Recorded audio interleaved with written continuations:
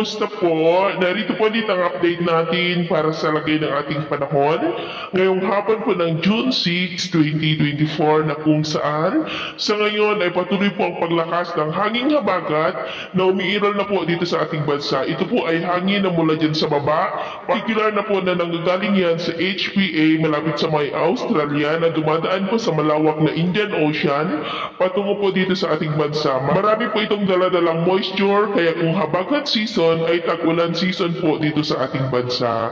At ito naman ipinapakita ng forecast model natin pong ginagamit hanggang po sa susunod na 2 linggo. At sa lagay ng ating panahon, ngayong hapon ay muulak ang kalangitan with isolated rains dito pa rin sa malaking bahagi ng Northern Luzon, ilang bahagi ng Central Luzon, Metro Manila, Calabarzon, ilang bahagi po ng Mimaropa, Bicol Region, Panay Island, Negros, Cebu, Bohol, Leyte, ilang bahagi ng Samar Provinces, Sulu Archipelago, Zamboanga Peninsula, Northern Mindanao, ilang bahagi po ng Caraga, Sorsogon at Davao Region. At mamayang gabi, patuloy pa rin ang mga isolated rains sa ilang bahagi po ng ating bansa at posible ang malalakas na ulan, lalo na po dito sa ilang bahagi ng Northern Luzon, ilang bahagi ng Central Luzon at Caraga.